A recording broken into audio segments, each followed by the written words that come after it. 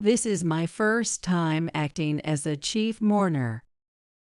Since I'm hosting my husband's funeral, I'm completely exhausted and have no energy to greet the visitors who came from far away. The ceremony is about to start, but my son, Nate, and his wife, Maddie, haven't shown up yet.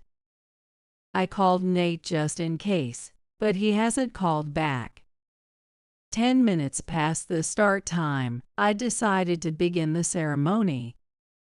Just as I was about to enter the venue, my phone vibrated. Nate's name appeared on the screen. I asked someone nearby to wait a moment and quickly stepped away. "Where are you? The funeral is about to start."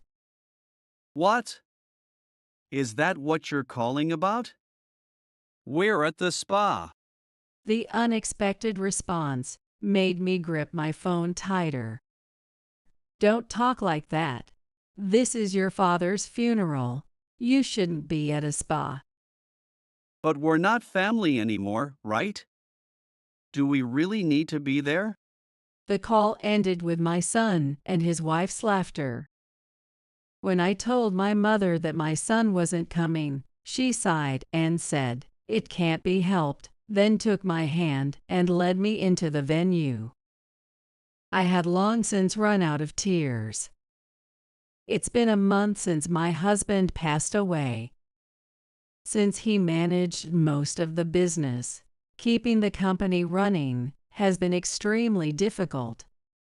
To check the progress at a construction site, I grabbed a bag stuffed with documents and a helmet and headed out. On the way, I glanced at the corner of the parking lot and saw my son and his wife looking completely different. Both of them were gaunt, barely able to stand. We've run out of savings and can't see a way to pay off our debts. Please share Dad's inheritance with us. Come on, Mom, we're family, right? Nate's breathing was heavy, and his eyes were bloodshot. I repeated his words back to him. "Aren't we not family anymore?" They were speechless, their mouths agape, staring at me. I answered a call, sighing, as I dealt with yet another interruption. There was a delay in the new house construction, and they were calling to push for progress. "My name is Helen. At my husband Ted's construction company, I handle the office work, accounting, and various other tasks. In other words, I handle miscellaneous tasks at work. However, this is the position I wanted for myself. I'm not good at housework, so I begged my husband to let me help with the business, and he welcomed me with open arms. Perhaps it was partly because my cooking wasn't very good. I think this job suits me better than deciding whether to use pork or beef in a stew. I manage other household chores reasonably well, so I should qualify as a homemaker." Sifting through a mountain of documents, I found the papers I needed, but my dry fingers couldn't flip to the first page. I had already given up the moisture from my fingers, skin, and hair to the desert for greening long ago. Balancing the receiver between my shoulder and chin, I put on a finger cot while soothing the person on the other end of the call.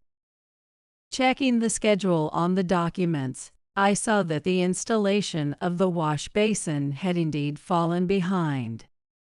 One delay affects the entire timeline. After confirming with the interior construction manager, I promised to call back soon and hung up. I searched for the interior contractor's number on my computer and called to inform them of the delay. The contractor explained that the delay was due to the late arrival of the ordered wash basin.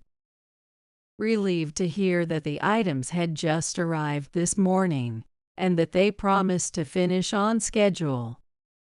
I picked up the phone again and reported this to the person waiting for an update, who complained that they should have been informed sooner.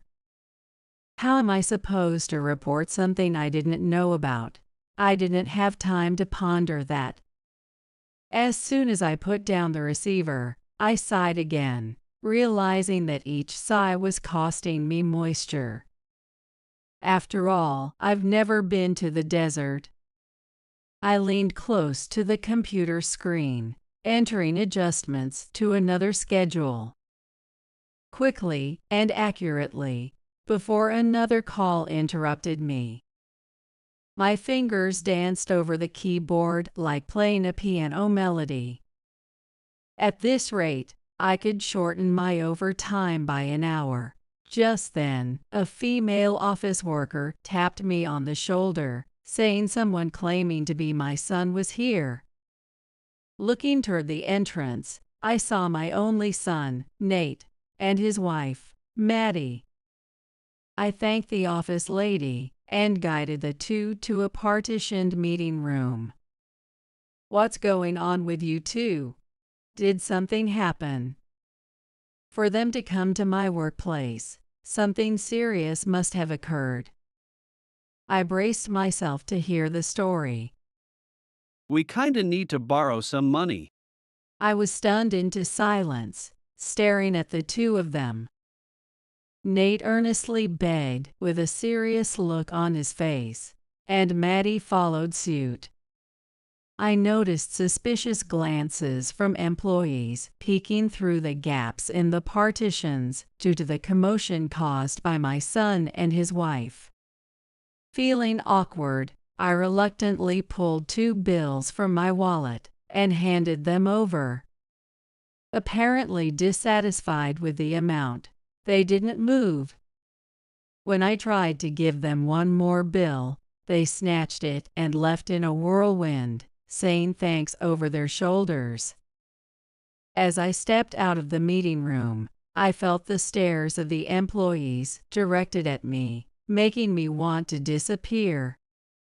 If there were a hole, I'd want to crawl into it, but the excavators were sweating at another site for our clients. I apologized profusely to the employees and urged them to get back to work. Despite the smooth progress of the work this morning, the house construction was still not going exactly to schedule, but so far, there were no major issues. It helped that the clients were a tolerant couple. Building a house is a once-in-a-lifetime event, so it's natural to be a bit nervous. Thinking back to how many close calls we've had gives me chills. I shook my head and started sorting through the pile of unnecessary documents on my desk. Still, I had time before the meeting with the clients. I informed the office staff that I was going out, grabbed my wallet, and headed to the corner store. I was curious about the store brand snacks that were trending on social media and really wanted to try them. As I approached the corner store, I saw my son and his wife, dressed in garish clothes, flirting in the parking lot. I tried to pretend I hadn't seen them and turned back, but it was too late. Nate spotted me and waved for me to come over with Maddie. He started off by saying they'd run out of the money I'd given them last time and asked to borrow more. I had tried to teach him not to talk with his mouth full since he was a child, but he didn't seem to have broken that habit. Despite claiming they had no money, their outfits suggested otherwise. Maddie's shoes, belt, bag, nails, and phone case were decorated with sequins and rhinestones, the reflected light giving me a headache. "So what kind of work are you two doing now?" Nate said he wasn't working because he planned to take over his father's company in the future. Maddie had been working part-time as a dental assistant, but had recently quit, also intending to take over Ted's company. I couldn't understand why they assumed they would take over Ted's company. Confused, I found myself unconsciously putting the bill in Nate's outstretched hand. These aren't very good. Nate said, swinging the trending snack I was about to buy from his fingers. He threw the half-eaten snack into the trash and walked off with Maddie, laughing shrilly. I stood there in a daze, watching customers come and go from the corner store. I lost my appetite for the trending snack and trudged back to the office. When I returned to the office, Ted had come back from the site. Since Ted and I were scheduled to meet with the couple, I quickly started preparing. Ted was enjoying a cup of tea in the sunlit seat in the back of the office during the brief break. I saw you talking to Nate at the convenience store. Did something happen? I caught my breath and stopped what I was doing. I told him it was just a chance meeting and that Maddie was giving me tips on her sparkling outfit. He seemed to accept this and stood up without any concern. At that moment, Ted began coughing violently, hunching over and clutching his chest in pain. He'd had a dry cough for some time, and despite my urging him to see a doctor, he kept putting it off, saying he was too busy. I urged him strongly to go to the hospital again, but he brushed it off, saying the cough medicine would soon work. He had always been like this, caring more about others than himself, and ending up at a disadvantage. He would eat spicy ethnic food to match my preferences, and end up with an upset stomach. Even though he couldn't swim, he'd find a quiet, beautiful beach for me to enjoy, and then spend the time idly on the shore. It was true that we were overwhelmed with orders, and that the work would come to a standstill if even one person took a break. However, I wanted him to take better care of himself. I also hid Nate's constant money requests from Ted to avoid causing him more stress. Before I could persuade Ted again, the couple arrived, and I put on a surface smile to start the meeting despite my worries. The house construction was nearing its final stages, with the handover date close. Looking at the almost finished house from the outside, I felt a deep sense of accomplishment. Returning to the office, I did a final schedule check and reviewed all the documents thoroughly. Thinking of the couple's joyful expressions, I resumed work at the computer. As I headed to the kitchen to refill my coffee, I noticed a commotion outside. At the entrance, the female administrative assistant was arguing with my son and his wife. When I asked what was happening, she explained that she had confronted them about their frequent requests for money, which she found bothersome. She had stopped them from entering the office upon returning from shopping. I had told them many times that I had no money to give, but they kept persisting, disrupting my work, until I eventually gave in. They had learned that pestering me would eventually get them money. As the female employee tried to keep them from forcibly entering the office, Nate pushed her aside. I reached my limit and declared that I would no longer give them any money. You two are a separate family now, independent of your parents. Don't come to the office again. Instead of reflecting, they became angry, saying they wouldn't take over the company or care for us in our old age. They then kicked over a potted plant outside and left. I helped the female employee up, apologized, and told her to rest in the office.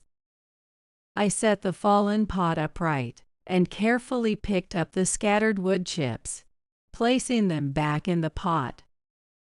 I wondered if I had somehow failed in raising them. With my hands on the cold ground, I stayed in that position for a while, sighing. A few hours later, I heard that Ted had collapsed at the office.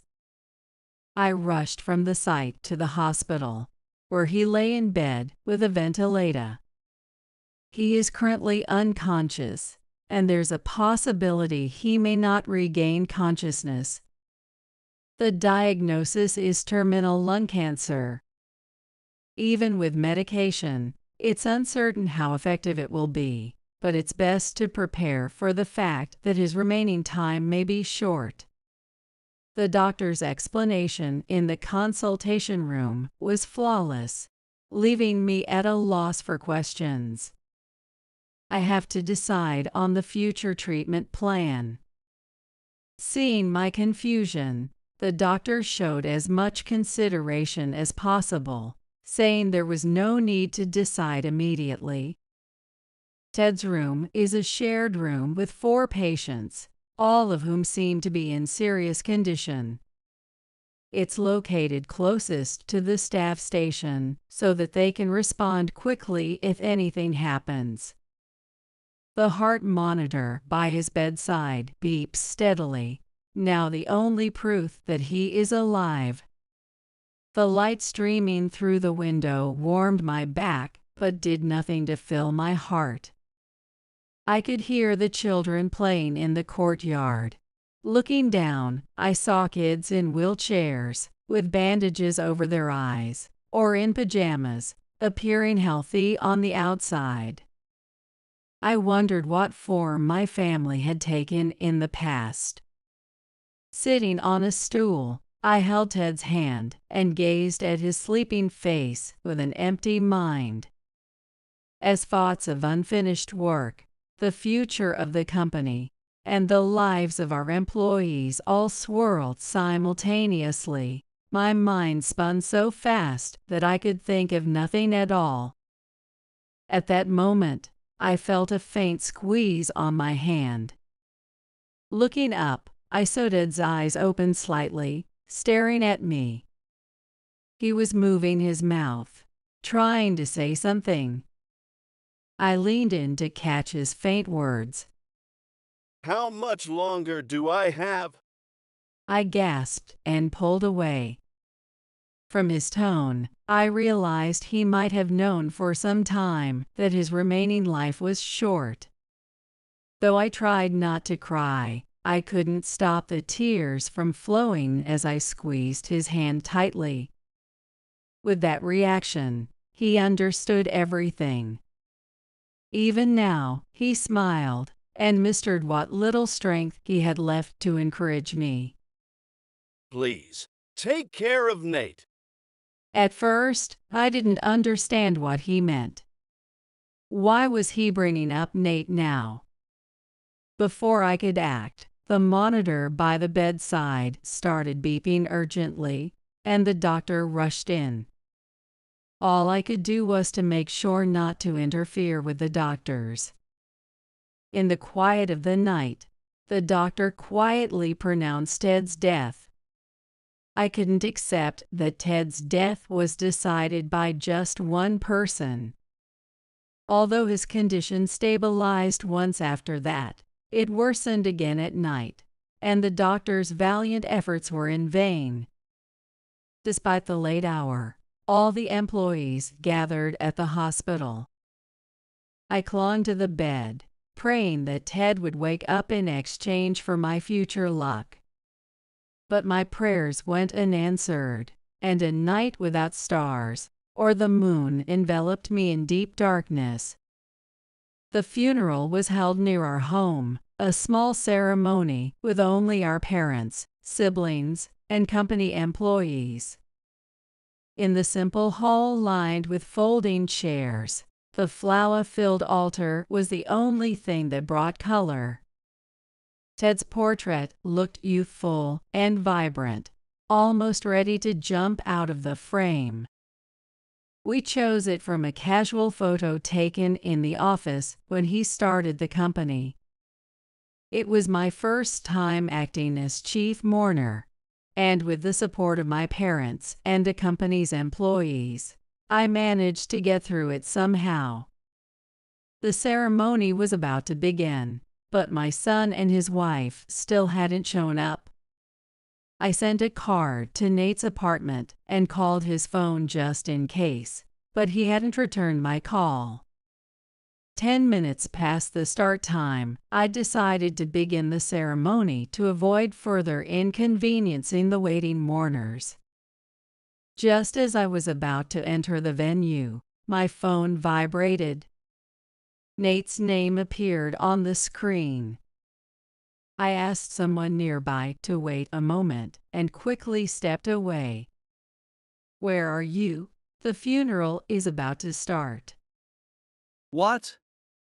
Is that what you're calling about? We're at the spa. The unexpected response made me grip my phone tighter. "This is your father's funeral. You shouldn't be at a spa." But we're not family anymore, right? Do we really need to be there? The call ended with my son and his wife's laughter.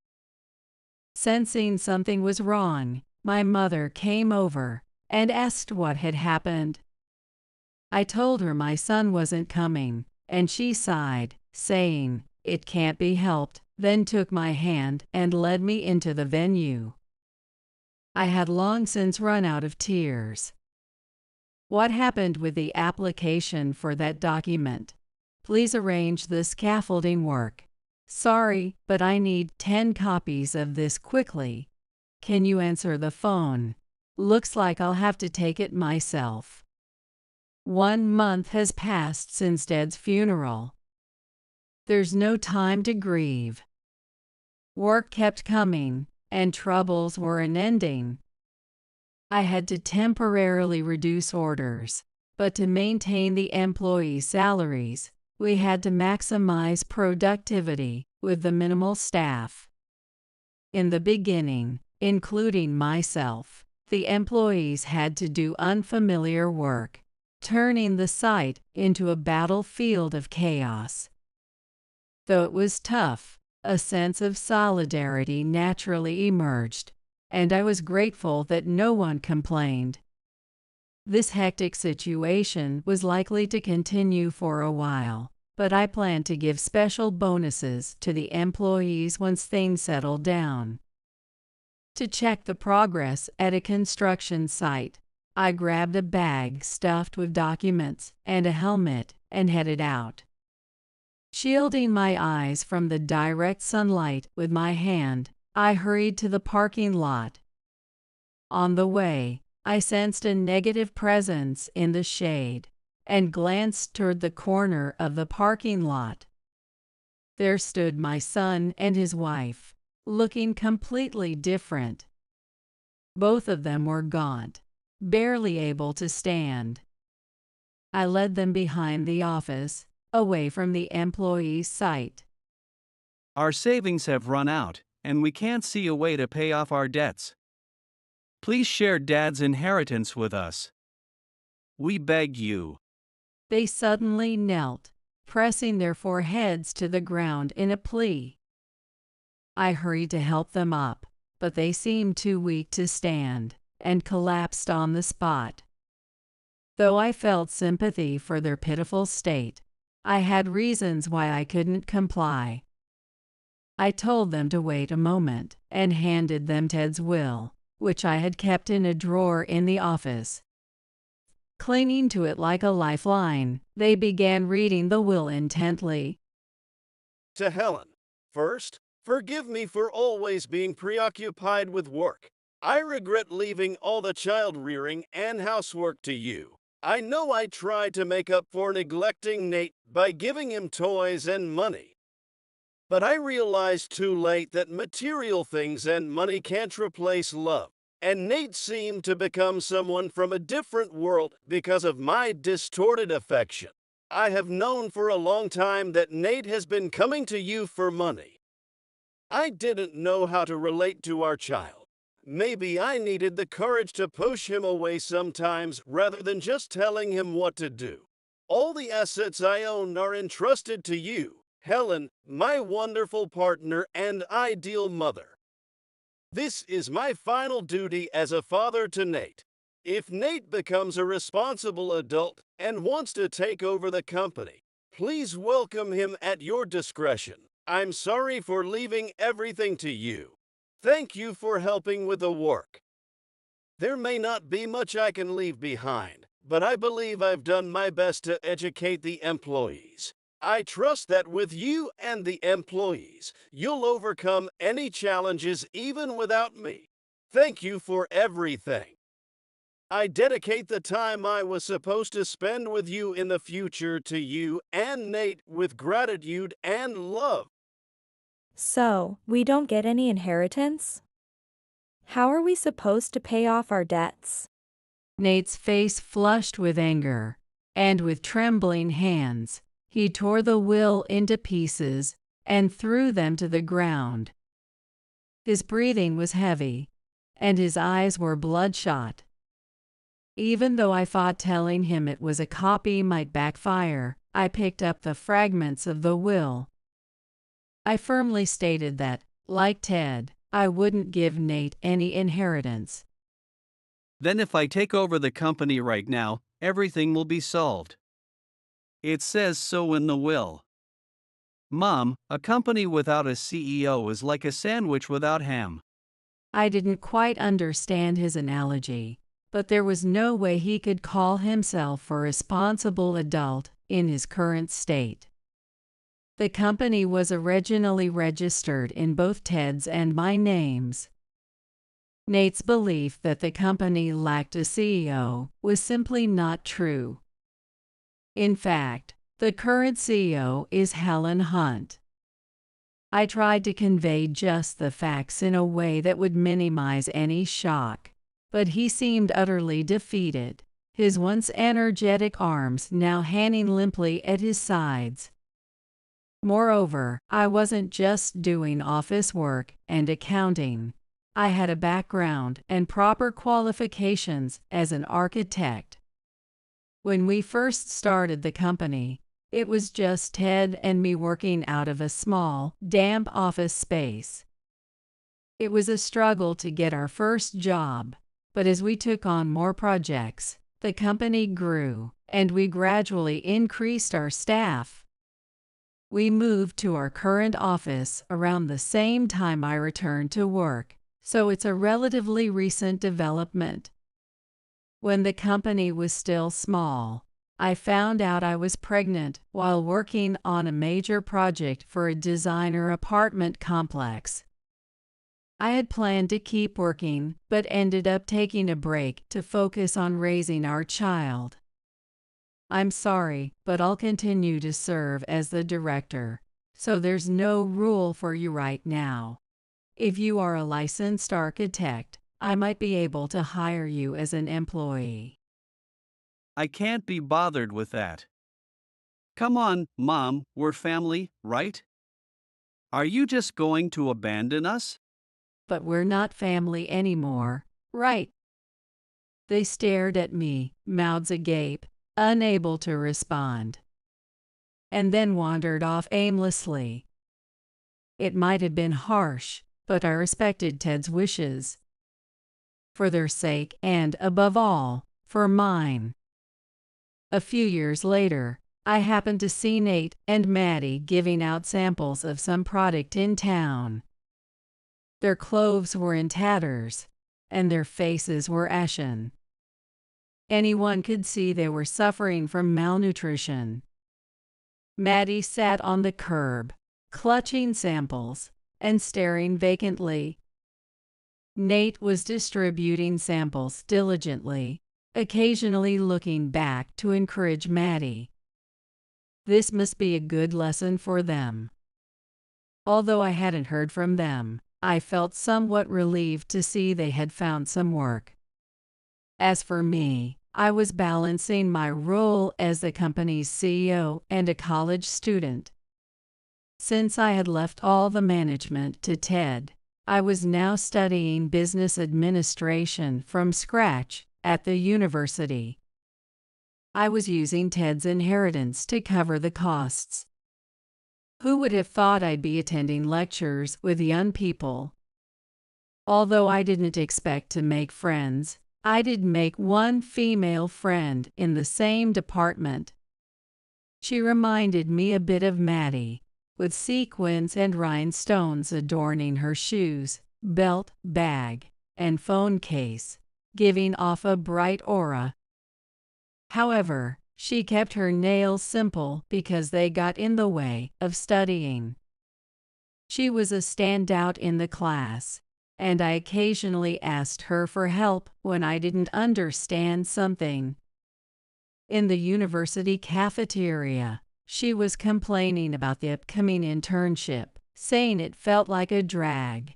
I gave her some advice from my perspective as the company president. She asked if she could try the new dessert drink I was having, so I offered it to her. She was drinking another new item and offered to share it with me, but I declined. Even though we were using straws, sometimes I'm surprised by the sensibilities of the younger generation, being in my 50s. She joked that if she failed to find a job, she would come to work for me, but I wasn't worried about her prospects since she was so talented. After parting ways in the cafeteria, I headed to the construction site for an inspection. On the way, I realized this street was where the couple who commissioned the new house lived. Admiring the beautiful house in front of their home, I was feeling proud when the couple came out of the entrance. Our eyes met, and I hurried to leave, but they remembered me and greeted me cheerfully. I made an excuse, saying I was on my way to the site. A little boy came out of the house, and I genuinely congratulated them on his birth.